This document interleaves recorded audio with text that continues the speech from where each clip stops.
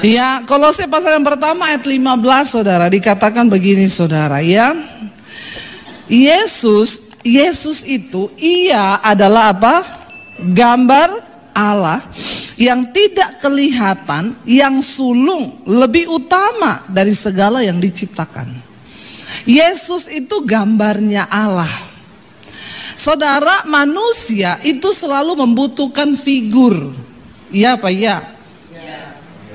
Kita mau menyembah kalau nggak ada gambar juga kan bingung ya saudara. Tutup mata, bayangkan wajah Tuhan yang muncul sembokong. Nggak jadi doa kita saudara, malah lari ya. Dari awal yang namanya manusia itu butuh figur, wujud yang nyata ya. Karena itu Tuhan berbicara kepada Musa, dia berkata begini, aku menampakkan diri kepada engkau dan bangsa ini tidak dalam rupa wujud. Kenapa? Karena kalau aku menampakkan diri dalam rupa wujud, pastilah bangsa ini akan membuat patung yang serupa dengan wujudku, lalu mereka akan menyembah aku. Padahal itu patung. Dari zaman dulu bangsa Israel itu suka membuat patung yang ada di gambaran mereka sebagai dewa atau Allah yang mereka puja. Lalu Tuhan berkata kepada Musa, aku tidak bisa menampakkan diri dalam bentuk wujud karena bangsa itu akan membuat patung yang menyerupai aku. Lalu mereka akan menyembah padahal aku tidak ada dalam patung itu. Tapi dalam perjalanan bangsa Israel, Allah itu hanya menampakkan diri dalam bentuk api, angin. Tuhan tuh tahu manusia itu butuh figur. Lalu Allah itu muncul ke dalam dunia lewat Yesus Kristus. Dikatakan kenapa? Karena Yesus itu adalah gambar Allah. Saya pernah ketemu saudara dengan seseorang, dia sopir Grab. Waktu saya naik Grabnya, saya pelayanan.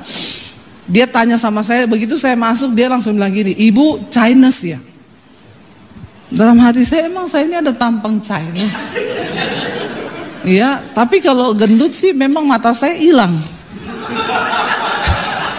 Nggak usah ketawa kenceng begitu loh. Ya. Terus saya bilang, kenapa Pak emang nggak boleh bawa-bawa ras loh Pak? Lo kalau ibu Chinese berarti Kristen dong, pengikutnya Ahok. Lalu saya bilang, ya kenapa juga Bapak bawa-bawa agama? Pokoknya Pak, NKRI itu harga mati. Nggak usah lihat perbedaan. Nggak berarti ibu Kristen. Saya jawab, iya. Pertama dia bilang, saya bilang, oh bukan, saya bukan Chinese Pak, saya ini dari Sulawesi. Oh ibu dari Sulawesi, iya berarti Muslim dong. Dulu. Loh kok dulu, sekarang saya Kristen. Oh berarti ibu murtad. Saya diam aja, saya bilang, Bapak ngatai saya apa aja nggak apa-apa deh Pak. Bapak bilang saya murtad, yang penting jangan ngomong saya kafir ya Pak. Karena saya punya Tuhan loh. Ya iya dong Bu, kan berarti murtad. Kalau kita menyebut orang yang dari agama kita pindah itu murtad. Ya iya nggak apa-apa, tapi kita nggak pernah sebut orang itu murtad loh Pak. Karena siapa tahu dia mau berbalik lagi. Terus dia bilang, kenapa ibu murtad? Orang Kristen itu aneh ya Bu. Masa Tuhan jadi manusia? Terus saya tanya, loh Pak, menurut Bapak Tuhan tuh maha kuasa nggak? Iya, maha kuasa. Tuhan bisa jadi api nggak? Bisa. Tuhan bisa jadi air? Bisa. Tuhan bisa jadi cahaya? Bisa. Kenapa Tuhan bisa Pak? Kan dia maha kuasa. Kalau gitu menurut Bapak Tuhan bisa jadi manusia nggak? Agak mikir dia. Terus dia jawab dengan berat hati, bisa. Itu mulutnya Bapak bisa ngomong bahwa Tuhan bisa jadi manusia. Sekarang saya mau jelaskan kepada Bapak kenapa Tuhan harus menjadi manusia. Tuhan menciptakan segala yang ada di dalam alam semesta ini Pak. Tetapi yang dikatakan dia ciptakan manusia itu serupa dan segambar dengan dia. Manusia itu makhluk paling mulia. Dan saya percaya di agama Bapak pun Bapak setuju mengatakan bahwa manusia ciptaan yang paling mulia. Kenapa? Pohon diciptakan punya raga, tapi nggak punya pikiran. Pohon itu nggak punya otak, dia cuma punya raga. Binatang diciptakan itu punya otak, ya, tapi tidak punya akal budi. Tidak punya akal budi, cuma punya otak. Makanya sejinak-jinaknya hewan, satu saat kalau insting hewannya keluar, dia bisa menjadi galak dan bisa memangsa bahkan tuannya sendiri. Dulu papi saya itu pelihara anjing, saudara, tapi buat jaga rumah. Anjingnya dirantai, kami nggak boleh deket-deket. Tapi biasanya kita kalau kasih makan dia aman. Nah, satu kali saya kasih makan, saya diserang, saudara. Wah, satu badan akhirnya anjing itu dipukulin sama papi saya. Duh, saya melihat ya kasihan. Tapi dia menyerang karena memang dia tidak punya akal budi, tapi punya otak. Kucing itu punya otak. Saudara pukul dia kalau dia nyolong makanan, besok dia ketemu saudara, dia tahu ini yang pukul saya. Dia lari waktu lihat saudara. Dia punya otak tapi dia tidak bisa membedakan mana yang baik, mana yang jahat. Manusia diciptakan Tuhan serupa dan segambar dengan Allah. Kita punya raga, punya otak, punya akal budi. Kita bisa membedakan mana yang baik, mana yang tidak. Karena itu dikatakan Allah mengasihi manusia yang diciptakannya itu serupa dengannya. Dan agar manusia itu tidak binasa, dia harus turun menunjukkan jalan keselamatan dalam rupa manusia. Makanya dikatakan di sini, ia adalah gambar Allah yang tidak kelihatan, yang sulung, lebih utama dari segala yang diciptakan, saudara. Karena di dalam dialah telah diciptakan segala sesuatu yang ada di sorga dan yang ada di bumi, yang kelihatan dan yang tidak kelihatan, baik singgasana maupun kerajaan, baik pemerintah maupun penguasa, segala sesuatu diciptakan oleh Dia dan untuk Dia. Jadi singgasana, kejayaan, kehormatan, itu semua Tuhan yang menciptakan. Hari ini jangan engkau cari singgasana dunia, tapi cari Tuhan. Maka Dia sanggup memberikan segala yang tidak engkau pernah pikirkan. Katakan amin. Ya. Ayat 17, Dia ada terlebih dahulu dari segala sesuatu dan segala sesuatu ada di dalam Dia. Ia kepala tubuh, yaitu jemaat. Ialah yang sulung, yang pertama bangkit dari antara orang mati, sehingga Ia yang lebih utama dalam segala sesuatu. Yesus adalah Tuhan yang pernah mati dan bangkit. Dan Alkitab berkata Dia datang dari sorga, jadi Dia tahu jalan ke sorga. Amin. Dialah Tuhan yang benar. Dia pernah mati dan dibangkitkan. Karena itu jangan takut, jangan takut. Termasuk jangan takut mati. Katakan, ada di sini yang masih takut mati? Berapa banyak yang tidak takut mati? Angkat tangan. Yang sudah siap mati, angkat tangan. Saya tanya yang siap, bukan yang mau mati. Beda ya, antara yang siap dan yang mau. Di Jakarta itu ya, orang itu kalau siap mati, mereka beli tanah di San Diego Hills. Itu adalah tempat pemakaman elit orang kaya. Satu lubang bisa 1 M. Iya. Satu kali saya pergi di sana, diundang untuk mendoakan satu pemakaman. Lalu teman saya di samping saya, orang kaya, dia bilang, "Bu, saya satu keluarga sudah punya lubang loh di sini, 5. Saya, suami, anak 3. Terus saya tanya, "Jadi ibu kapan masuk lubang?" Dia bilang, "Ih, dalam nama Yesus, ibu jangan ngomong begitu. Ibu, kalau orang sudah beli lubang berarti siap masuk lubang. Saya enggak mau beli lubang. Itu uang 1 M pilih buat bangun gereja di desa kan, daripada buat beli lubang 1 M, 1 orang 5. Apalagi kalau daerahnya itu naik ke atas puncak-puncak begitu, pemandangannya bagus, itu sudah kayak di sorga. Itu bisa sampai 2,5 M. di Indonesia. Orang mempersiapkan kematian dengan kubur yang mahal. Ya, jadi saya bilang kalau sudah siap beli lobang berarti siap masuk. Ternyata pas saya tanya dia bilang belum. Lah kalau ibu belum siap masuk lobang, ngapain beli lobang? Mending uang itu dipakai untuk hal-hal yang lebih berguna bagi kepentingan kerajaan Allah. Bahkan saya harus mempersiapkan mati. Ibu mempersiapkan mati itu bertobat. Buang kepahitan, ampuni yang bersalah. Jangan hidup bermusuhan terus. Amin, saudara. Jemaat tidak boleh bermusuhan terus, apalagi pendeta. Dilarang pendeta bermusuhan terus. Ya, apalagi kalau orang bermusuhan ngajak-ngajak supaya orang lain juga ikut memusuhi musuhnya. Itu yang berdosa. Saudara, jangan saudara ya. Kita ini hidup damai itu paling enak. Orang yang paling bahaya di dunia ini orang yang hidup damai. Amin.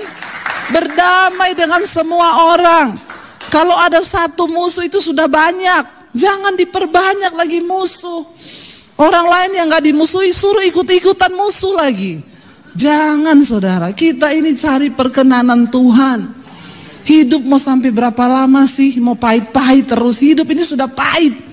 Apalagi kau tambah dengan minum kopi pahit, makan sayur daun pepaya, tambah pahit hidup. Sudahlah ya, berdamai. Kita harus mempersiapkan diri karena kemarin Pak Luka cerita, loh saudara nggak tahu habis makan malam tidur dipanggil Tuhan. Sebenarnya itu mati paling enak sih. Tapi kan yang syok yang ditinggal kan. Nggak ada pesan, apalagi kalau belum kasih tahu PIN ATM. Nah itu. Ingat ya, PIN ATM. Masuk tahun 2023. Tadi malam ada bapak-bapak yang bilang, sudah Bu, saya sudah kasih ATM ke istri saya. PIN-nya sudah apa belum? Jangan cuma ATM-nya, yang penting PIN-nya loh. Ya.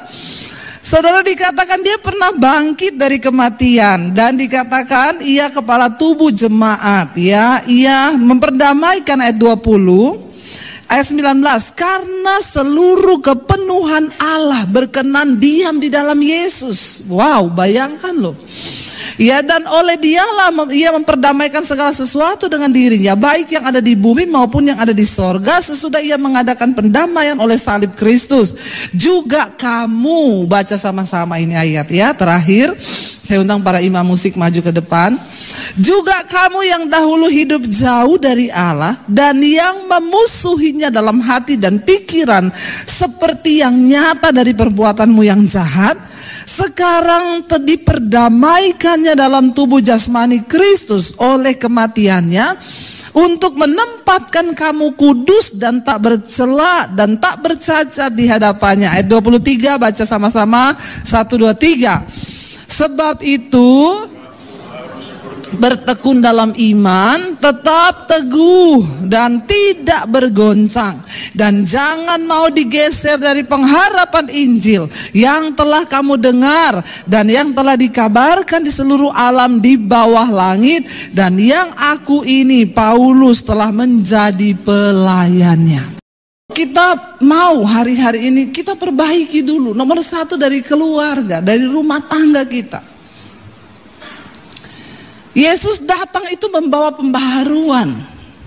Mari kita masuki tahun yang baru dengan prinsip-prinsip firman Tuhan, supaya berkat Tuhan tidak terhalang atas hidup kita. Sekarang anak saya yang paling kecil itu sekarang kakak-kakaknya udah kuliah, semua kuliah bawa mobil sendiri. Dia bilang, "Mam, kan mereka berdua sudah bawa mobil sendiri, tapi mereka dulu sampai SMA naik ojek. Jadi kamu harus menikmati proses itu. Tunggu sampai kamu lulus SMA, naik ojek dulu aja." Garu-garu kepala dia, "Enggak apa-apa, tinggal setahun." Ya, enggak apa-apa. Jangan jauhkan anakmu dari didikan, saudara, supaya mereka itu ya memiliki nilai. Ya, dan saya dulu berpikir saya mau mengakhiri hidup bunuh diri. Kenapa? Karena saya nggak punya Tuhan di hidup saya.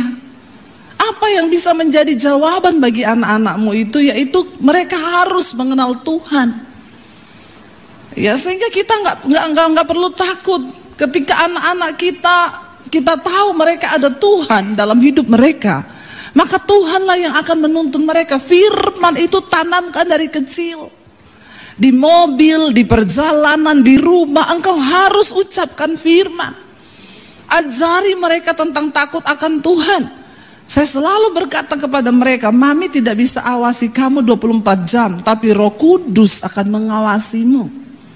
Sehingga saya dulu pernah, saudara, saya bilang sama anak-anak saya, kalau Mami pelayanan keluar kota, ada oma di rumah, kamu jangan keluar malam. Oma itu ya deg-degan kalau kamu pulang malam, ada acara sama temen atau apa, ulang tahun. Satu kali saya baru landing di kota Palu, mami saya telepon, Dep, Enji pergi malam-malam ya jam 7. Saya WA anak saya, Ji kamu kemana? Ulang tahun temenku Mam, udah lama di undangannya. Tapi kan mami bilang kalau mami lagi di luar kota kamu nggak boleh pergi. Tapi kan ya masa ulang tahunnya orang disesuaikan sama jadwal pelayanannya mami. Kan dia ulang tahun udah lama. Ya tapi gini aja, ini oma khawatir nanti kamu pulang jam 10 malam di Jakarta itu kan macet ya saudara. Kita tuh pulang aja jam 8 sampai rumah bisa jam 10 jam 11. Tapi gini aja deh, ya udah mami nggak bisa larang kamu. Di hatimu tuh ada Roh Kudus. Kamu tanya aja sama Roh Kudus, sebaiknya kamu pergi atau pulang. Sudah saya nggak WA lagi dia. Nggak lama mami saya WA, Dep, Enji udah pulang. Saya tanya dia, Enji kamu pulang? Iya aku putar balik. Puji Tuhan. Kita nggak perlu dengan kekerasan. Ketika anak-anak tahu takut akan Tuhan, hidup mereka akan terjaga di dalam takut akan Tuhan. Ya, kita berdoa dimulai dari kita dulu yuk, suami istri, bapak ibu. Siapa yang ada dalam Kristus, dia ada ciptaan baru. Kita harus lebih dulu diperdamaikan dengan Tuhan. Baru kita bisa memperdamaikan anak-anak kita juga dengan Tuhan. Rasul Paulus bilang, Tuhan mempercayakan pelayanan ini kepada kami. Karena Rasul Paulus sudah didamaikan dengan Kristus, dengan Allah lewat Kristus, makanya dia juga bisa memperdamaikan orang lain. Kalau hidup kita belum berdamai dengan Tuhan, mau pelayanan sehebat apapun tidak mungkin berdampak. Mau engkau pengusaha sesukses apapun, hidupmu gak ada dampak apa-apa. Hari-hari ini yang Tuhan cari adalah orang-orang yang hidup berdampak bagi kerajaannya. Katakan amin.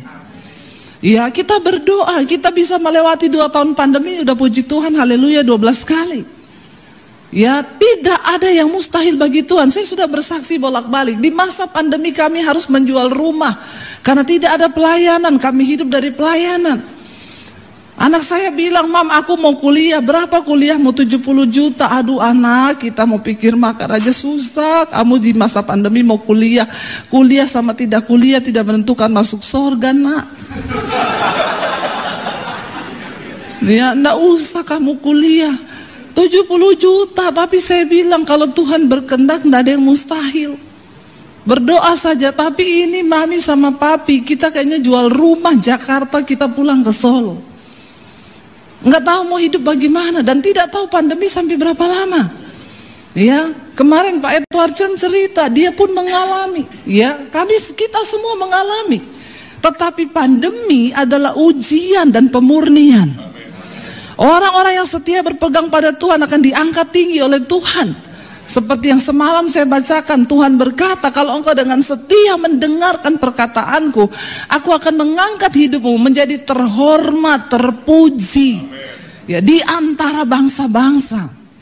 Saya melihat itu saudara. Kita sudah hopeless, nggak ada apa-apa. Saya cuma bilang sama suami, jangan pernah menyalahkan Tuhan.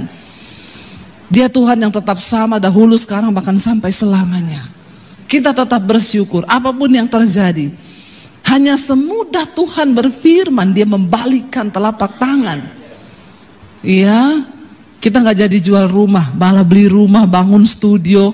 Di tengah masa pandemi bisa bangun puluhan gereja di desa-desa. Apa yang Tuhan buat? Nggak pernah kita bisa pikir. Iya, saudara, kita melihat apa yang Tuhan rencanakan itu jauh dari apa yang kita pikirkan. Makanya jangan takut lebih dulu. Tapi orang Kristen kadang tidak bisa melihat Tuhan, mujizat Tuhan. Kenapa? Engkau sudah takut lebih dulu. Ya, ketakutan lebih dahulu. Padahal nggak terjadi apa-apa. Belum tentu kan sesuatu yang kita takutkan itu terjadi. 99% ketakutan kita itu nggak pernah terjadi. Dan benar kemarin dibilang banyak yang mati di pandemi itu bukan karena virus, karena ketakutan. Karena ketakutan. Satu kali ada satu survei dilakukan, saudara. Mereka mau mencoba tentang kuasa perkataan dan ketakutan itu bagaimana bekerja. Jadi ini survei benar. Jadi ada sekelompok anak muda, mereka itu sepakat gini, nanti kalau si teman kita ini datang, sebut saja namanya Dewi, kita ngomong dia sakit ya. Semua sepakat ngomong dia sakit ya. Dari depan kampus Dewi datang, satu temennya ketemu dia, Dewi kamu kok pucat ya, kamu sakit ya? Dia bilang enggak, itu saya enggak sakit, tapi kamu pucat loh. Iya? Masa iya? Dia jalan ke toilet, dekat toilet ketemu teman satunya lagi, dia bilang kamu sakit? Enggak tapi kamu pucat banget loh. Masa sih iya? Iya kamu pucat loh. Dia masuk ke toilet, dia lihat mukanya, aku pucat ya. Pucat ya, sakit ya, pucat, sakit. Lalu dia mulai imani, saudara, perkataan itu. Dia masuk kelas ketemu beberapa orang teman, mereka ngomong yang sama. Kamu sakit? Enggak tuh, tapi kamu pucat banget loh. Masa iya sih? Dia pikir, saudara, akhirnya ketakutan itu mulai masuk. Saudara tahu besoknya dia nggak hadir. 2 hari kemudian dia masuk rumah sakit. Itu cuma karena, jadi itu survei. Ya, apa yang kita dengar ternyata ketika kita izinkan masuk dalam hidup kita itu bisa mempengaruhi.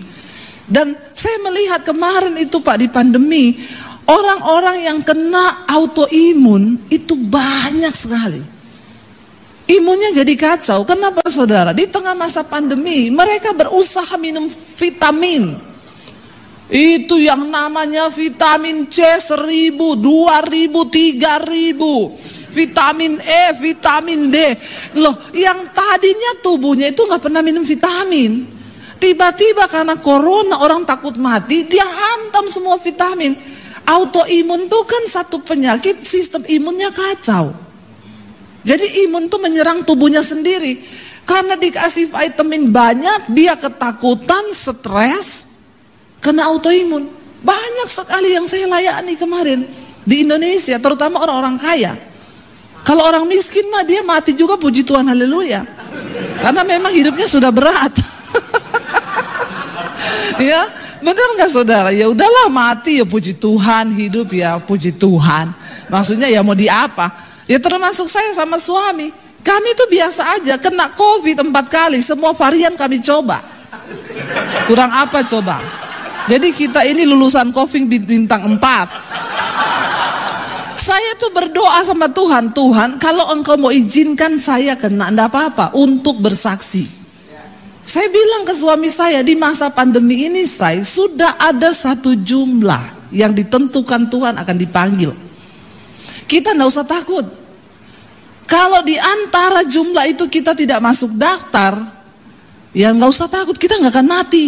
Biar kena COVID 1000 kali tidak akan mati, karena hidup mati kita di tangan Tuhan, bukan di tangan COVID. Amen. Tapi ada orang Kristen yang ngel ngomong, buktinya banyak yang mati karena COVID. Itu cuma caranya. Yang mati kepleset juga banyak. Itu cuma cara. Tapi bukan COVID yang menentukan. Saya berulang-ulang berpesan begitu. Saudara, saya bilang, Tuhan kalau Tuhan izinkan saya kena, nggak apa-apa, untuk bersaksi. Yang pertama kita kena, yang Delta itu benar-benar hampir lewat saya dan suami. Saya bilang, kenapa saya kena lagi Tuhan, ini yang Delta? Tuhan bilang, ini varian baru, jadi kamu harus coba. Itu saudara, kita sakit, nggak pakai rumah sakit, nggak pakai obat. Mau beli obat bagaimana? Avigan 15 juta satu strip. Jadi 15 juta. Saya bilang kalau kita minum itu obat, yang ada kita mati beneran. Bukan karena COVID-nya, karena megap-megap beli 15 jutanya. sesek napas langsung lewat. Yang harus saya bilang sama suami saya, ingat loh ya, suami saya sudah nggak bisa makan, iparnya meninggal umur 48 tahun, nggak ada komorbid, meninggal. Kita kejangkit dari ipar yang meninggal itu. Jadi bagaimana kita nggak takut? Suami saya udah delek-delek. Saya bilang, kalau kita nggak masuk daftar nggak mati. Tapi kalau ada di antara salah satu kita yang masuk daftar itu, siap-siap aja mati itu untung. Amin. Ya, saya bilang sama suami saya, kalau saya mati duluan, ya saya titip anak-anak, kamu boleh kawin lagi, cari yang takut Tuhan. Kata suami saya, yes. Enggak, saudara, enggak. Ya, kemarin saya tanya sama suami saya, kalau di sorga nanti orang boleh kawin lagi, kira-kira kamu pilih wanita lain atau tetap saya? Dia bilang, tetap kamu dong. Terus saya bilang, karena saya yang tanya kan. Mumpung gak ada dia, saudara. Ya. Jadi saudara, saya bilang pokoknya gitu ya. Dia jawab sama saya, iya, kalau aku mati duluan, titip anak-anak, dan kamu tidak boleh kawin lagi. Saya bilang, urusan orang mati dan orang hidup itu beda. Ya, tapi kita harus hidup semati, harus setia, amin. Satu kali ada bapak-bapak tanya sama saya, Bu, saya istrinya kan udah meninggal, saya nanti kalau di sorga masih ketemu sama istri saya nggak ya?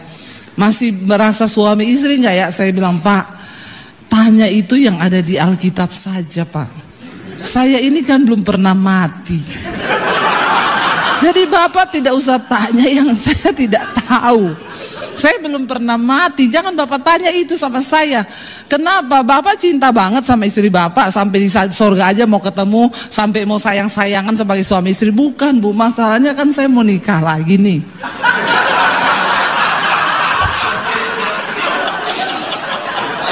Terus saya takut nanti kalau istri baru saya sama istri lama saya ketemu di sorga terus mereka berantem. Takut berantem, saudara. Ya, itulah laki-laki ya. Waktu istrinya meninggal nangis alay lebay. Ya, begitu meninggal belum berapa bulan, datang sama saya ngomong gitu, orang gereja. Terus akhirnya ya nikah lagi. Makanya saudara, satu kali ada suami itu datang ke kuburan tiap hari bawa kipas angin. Ditanya orang, kenapa Pak? Istri saya pernah ngomong, sebelum kuburan saya kering kamu ndak boleh kawin lagi. Jadi dia bawa kipas angin ke kuburan, saudara. Maksudnya biar cepat bertobat. Tapi saya percaya di sini semua suami-suami luar biasa, amin. Ya, mari kita saudara sungguh-sungguh menjadi ciptaan baru di dalam Kristus. Ini jamnya sudah habis. Saya belum khotbah loh ini, baru pembukaan loh. Ya, saudara, kita melihat bersama, yuk, Yesus itu datang memperdamaikan. Nah, kalau kita itu berdamai dengan Allah, bukankah luar biasa?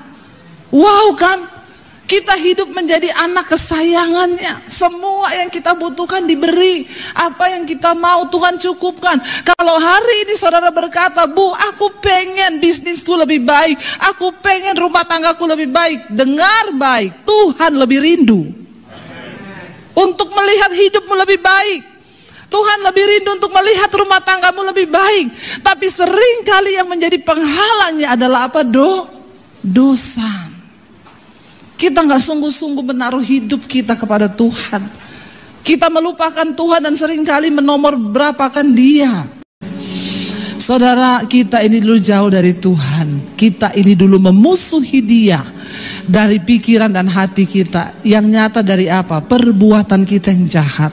Tetapi sekarang lewat kedatangan Yesus ke dunia, kita diperdamaikan. Dan dosa kita tidak lagi diperhitungkan, tapi Tuhan mendamaikan kita dengan Dia.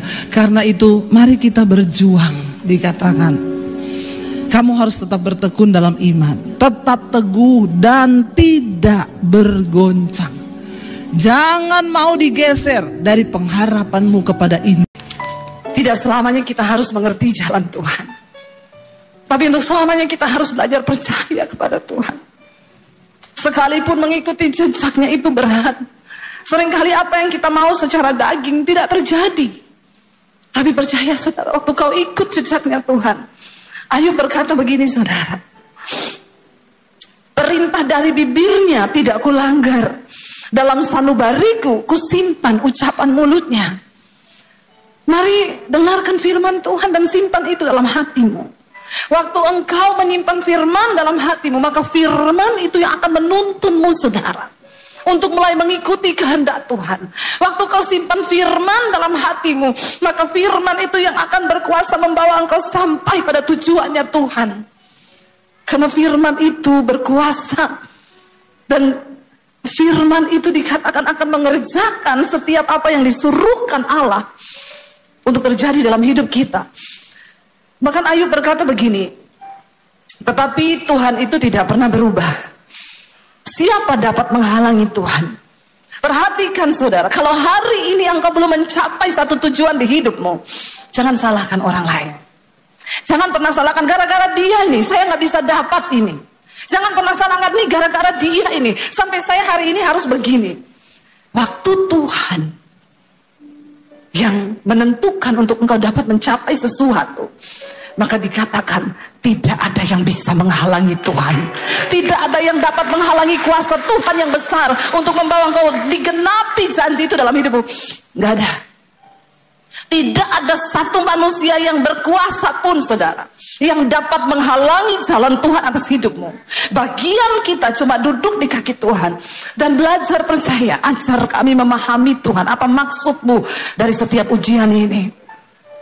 Waktu kau tahu bahwa ayat ini berkata, siapa dapat menghalangi Tuhan? Karena itu saya selalu belajar untuk menerima bahwa kenyataan apapun yang kita hadapi hari ini itu seizin Tuhan. Dia tidak pernah terlalu cepat. Tuhan gak pernah buru-buru saudara. Walaupun kita udah gebelet banget pengen dapetin itu, tapi Tuhan bilang tunggu. Kalau aku belum berkata, itu gak akan terjadi. Waktu kita mengerti cara Tuhan ini, kita gak mudah menyalahkan orang lain. Gara-gara dia itu, sampai saya gak bisa begini. Gara-gara dia itu, stop. Karena Tuhan, kalau dia sudah menetapkan sesuatu, ayat ini berkata, tidak ada satu pun yang dapat menghalangi Tuhan. Tidak ada satu kuasa pun yang dapat menghalangi kehendak Tuhan terjadi. Apa yang dikehendakinya, perhatikan. Ayat ini berkata begini saudara. Baca bersama. Apa yang dikehendakinya dilaksanakan juga. Karena apa? Ia akan menyelesaikan apa yang ditetapkan atasku. Dan banyak lagi hal yang serupa ya dimaksudkannya. Tuhan akan melaksanakan ketetapannya atas hidup kita. Hari ini bagian kita berkata, Tuhan, tuntun aku berjalan di dalam jejak-Mu. Hari ini banyak hal yang tidak kami mengerti. Waktu-waktu ke depan mungkin masa yang suram, kekelaman. Tapi waktu Engkau datang dan berkata pada Tuhan, aku mau Tuhan ajar kami memahami semua rencana-Mu atas hidup kami. Maka dia Tuhan yang turut bekerja mendatangkan kebaikan atas hidup kita. Bangkit berdiri bersama saudara. Angkat hatimu pada Tuhan. Serahkan hidupmu kepada Tuhan malam ini. Ini adalah titik balik. Bilang Tuhan, biar malam ini menjadi titik balik hidupku kepada Tuhan. Kami datang Tuhan, memberi hidup kami kepadamu. Bahwa lidah kami hanya memuji Yesus, memuji kemurahan-Mu lebih dari hidup. Tutup mata dalam hadirat Tuhan. Bapa, lihat setiap hati kami malam ini. Kami datang Tuhan. Tuhan yang tahu hidupmu masing-masing saudara. Dan malam ini dia cuma mau Engkau beri hidupmu yang sungguh-sungguh bagi dia. Tidak peduli dosa apapun yang sedang hari ini Engkau lakukan. Tuhan tidak pernah melihat masa lalu, tapi Dia tunggu engkau yang sekarang untuk menyerahkan hidupmu kepada Tuhan.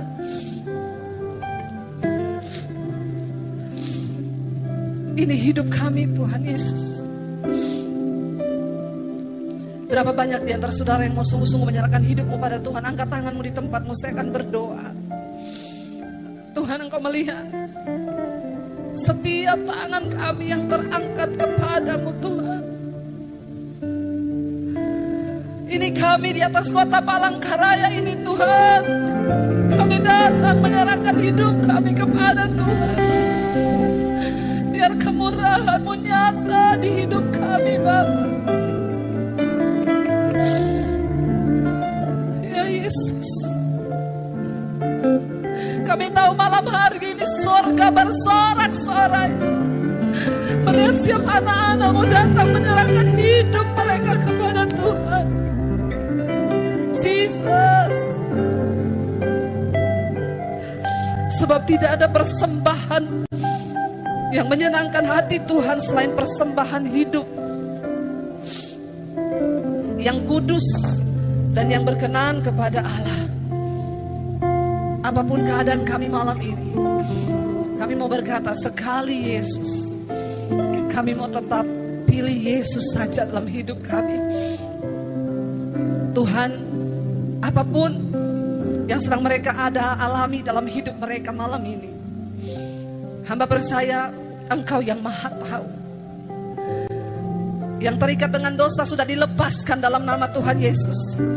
Yang sakit malam ini Tuhan sembuhkan dalam nama Yesus. Yang mengalami pergumulan yang berat malam ini Tuhan lepaskan dalam nama Yesus. Kami mau berkata malam ini ketika kami sudah memilih Yesus,